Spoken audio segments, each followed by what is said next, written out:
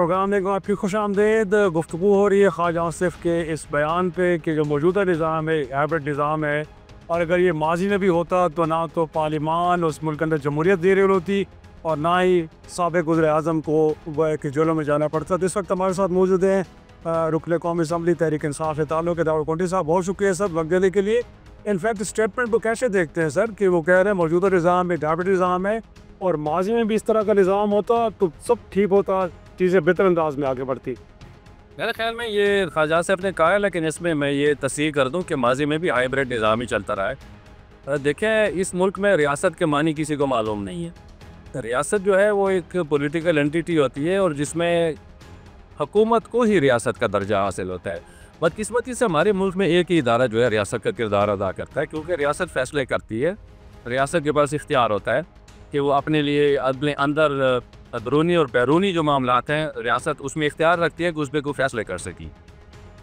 पाकिस्तान जो है वो चूँकि बरतानिया की जमहूरियत का आइन है हमारा, और उसमें हमने शायद मुझे लगता है कि हमने अपने रस्म व रिवाज को अंदर रखा ही नहीं है, तो इस वजह से आज तक जमहूरियत जो है यहाँ पे फल फूल नहीं सकी। पार्लियामेंट भी है, आइन भी है, सेनेट भी है, सुप्रीम कोर्ट भी है। देखिए, एक ही सियासी जमात को ख़त्म करने के लिए क्या क्या कुछ इन्होंने नहीं किया। अब मैं इस पे तफसील में तो नहीं जाऊंगा ना कि हमारे से अदलिया ने निशान छीना PTI से, फिर हमें मारा कोटा, उसके बाद केसेस बनाए, बहुत सारे जो तगड़े उम्मीदवार थे उनको इलेक्शन लड़ने ही नहीं दिया। तो देखिए, हाइब्रिड निज़ाम पाकिस्तान में अरसे से चलता रहा है, अयूब खान से लेकर और आज तक। जर्नल आए, मार्शल लॉ लगाया, उन्होंने अपने डॉक्ट्राइंस दिए, लेकिन मुल्क संवर नहीं सका। तो रियासत जो है, रियासत का किरदार जो है अगर हुकूमत अदा करना शुरू करे तो शायद कोई हालात बेहतर हो, लेकिन अगर ये हालात रहे जो हैं इस वक्त, अब देखें ना, चाहिए ये था कि ट्रम्प के साथ हमारे कोई हेड ऑफ स्टेट मुलाकात करते, जर्नल ने मुलाकात की, हम उसको बुरा नहीं देखते, लेकिन ये आईनी तरीका नहीं है।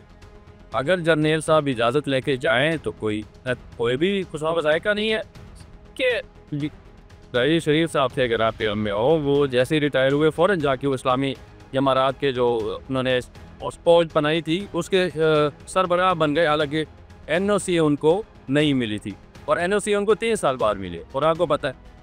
तो मेरे ख्याल में यहाँ पे जमहूरी निज़ाम नहीं है, हाइब्रिड निज़ाम चलता आ रहा है, और ये ख्वाजा आसिफ साहब हाइब्रिड निज़ाम के सपोर्टर रहे हैं। ये उस पर तनकीद कर कैसे सके। 2018 में भी हाइब्रिड निज़ाम था जो हाइब्रिड निज़ाम ही था। देखिए, खान साहब ने तो कहा था कि हमने तो एतमाद किया बाजवा साहब पे, फ़ौज पे, हमारी अपनी फ़ौज है, लेकिन बाजवा साहब ने धोखा दिया है। उन्होंने अदम एतमाद लाई, पहले का गवर्नमेंट बनाई, फिर अदम एतमाद लाई, फिर PDM को मुसल्लत किया, और PDM को मुसल्लत करने के बाद आज देखें आप 3 साल हो गए, ना आपकी मईशत संभली है, ना आपका अमान बहान हुआ, और ना आपके अंदर यहाँ पे कोई पोलिटिकल स्टेबिलिटी आई। कुछ आपने भी अपनी गलतियों से सीखा कि आगे अगर वक्त मिला या इक़्तिदार मिला तो हाइब्रिड निज़ाम को कबूल नहीं करेंगे, बल्कि पब्लिक सपोर्ट से आएंगे, और अगर नहीं आते तो फिर ठीक है, अपोजिशन में बैठना पसंद करेंगे। आपने क्या सीखा सर? क्या मैं नहीं सीखा? नहीं सीखा? नहीं, हमने सियासतदान सीखता ही नहीं है। और अगर आगे सियासतदान की कोशिश ये है कि वो किसी तरीके से जो वो वाले बैठे हैं किसी की गोद में, तो हम जाके बैठ जाइए। तो आप भी इंतजार कर रहे हैं कि आपको कोई इशारा है फिर आप भी जाके गोद में बैठे? मैं जनरली कह, मैं किसी एक सियासी जमात का नहीं कह रहा, और माइंड सेट नहीं बदला, एक तरह नहीं बदला। देखिए, वही पुराने सियासतदान है, मुझे बताएं ना, नवाज शरीफ, सरदारी, मौलाना फजल रहमान, और इस तरह आपके जमात इस्लामी के भी जितने लोग हैं, 100 सालों से वही चेहरे देख रहे हैं, तब्दीली तौर में भी नहीं है। तो माइंड सेट जब वो उतरे, फलाना पोजीशन में नहीं है, जब 26वीं तरमीम आई तो पैसे लेके वो कितने। यस सर, क्या मैं अच्छा मैं उसका काउंटर पार्ट हो, उसी के हल्के से मैं जीत के आई हूँ, तो मुझे पता है उनका बहुत सी खामियों का, फलाना फजल रहमान की खामियों का मुझे पता है। आज अगर देखें तो पाकिस्तान डार्लिंग बना हुआ है ट्रम्प का, तो एक तनाज़र में हम देखते हैं तो मुल्क है, जर्नल जो भी हो, और अगर उस मुल्क को सिफारती सतह पे कामयाबी मिलती है जैसे पाक इंडिया के मामले में था, तो हर पाकिस्तानी खुश होता है, बशमूल हमारे। और इस लेवल पर हम देखते हैं तो मेरे ख्याल में पाकिस्तान ने ये कार्ड अच्छा खेला, बुरा नहीं था। अच्छा, आपके ख्याल में दुरुस्त नहीं?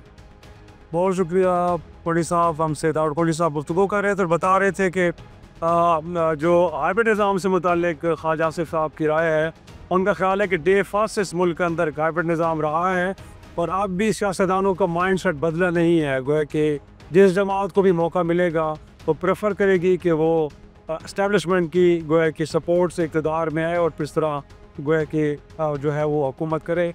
तो उनके ख़्याल में इस मुल्क के अंदर यही निज़ाम चल सकता है, इसके अलावा कोई और निज़ाम नहीं चल सकता। कोशिश करते हैं, कुछ और सियासतदानों से गुफ्तगू करते हैं, उनकी राय जानते हैं। गुफ्तगू हो रही है अपना ख्वाजा आसिफ साहब के इस बयान पे कि जो मौजूदा निज़ाम है वो हाइब्रिड निज़ाम है। इस वक्त हमारे साथ मौजूद हैं तहरीक इंसाफ से ताल्लुक़ है आपका, अपने पार्टी असम्बली हैं निशांदरा खान साहब, बहुत शुक्रिया तो वक्त देने के लिए। इनफैक्ट इस स्टेटमेंट को लेके तहरीक इंसाफ तो बड़ा क्रिटिसाइज़ कर रही है और कह रही है कि देखिए हम जो कह रहे थे वही बात हुकूमत वक्त के एक बड़े सीनियर रहनुमा ने कर दी है और 2018 के बारे में भी इस तरह की गुफ्तगू की जाती है। तो क्या कहेंगी, इस मुल्क के अंदर रोज़ अव्वल से हाइब्रिड निज़ाम चल रहा है या कोई अब आया है ये? It is no coincidence that a country like Pakistan, every 10 years, every decade, we sacrifice a global leader. Number one. Number two, मैं कब से ये कह रही और मैं बहुत खुश हूँ कि अल्लाह ने नून लीग को ख्वाजा आसिफ दिया, पहले मरीम नवाज दी, फिर ख्वाजा आसिफ दिया। ये ग्लोबल एम्बेरसमेंट्स है। इंडियन टीवी ने उस दिन ये कहा कि ख्वाजा आसिफ जब तक है पाकिस्तान में, पाकिस्तान को दुश्मन की ज़रूरत नहीं है। जो बच्चे मदरसों में कुरान पढ़ते हैं उनको दहशतगर्द बोलता है। अगर इसने कोई ऐसे मदरसे बनाया जिसमें दहशतगर्द होंगे, उनका मैं कुछ नहीं कह सकती, बट हम आम पाकिस्तानी कुरान पढ़ते हैं। तीसरी बात, इसका क्या नाम है, शहबाज शरीफ का, इसको कोट किया है मोदी ने इंटरनेशनल टीवी पे कि वो कहते हैं पाकिस्तानी कौम की कारी नहीं है। Not at all sir, Pakistani कौम की कारी नहीं है। शहबाज बेकारी, मरियम बेकारी, जरदारी बेकारी, बाजवा बिका, इन्होंने खान को बेचा, पाकिस्तान को बेचा बहुत सस्ते एकदम। अब देख लें, you take this from in writing sir, आज नहीं तो कल, कल नहीं तो परसों, अब पीटीआई की ज़रूरत नहीं है। ये अवाम निकलेगी, इनकी सर होएगी इंशाअल्लाह। लेकिन इनफैक्ट जो हाइब्रिड निज़ाम के बारे में आप बात की जा रही है, गोया उनका ख्याल ये है कि हम तो कह रहे हैं कि सेम पेज में होना बुरी बात नहीं है।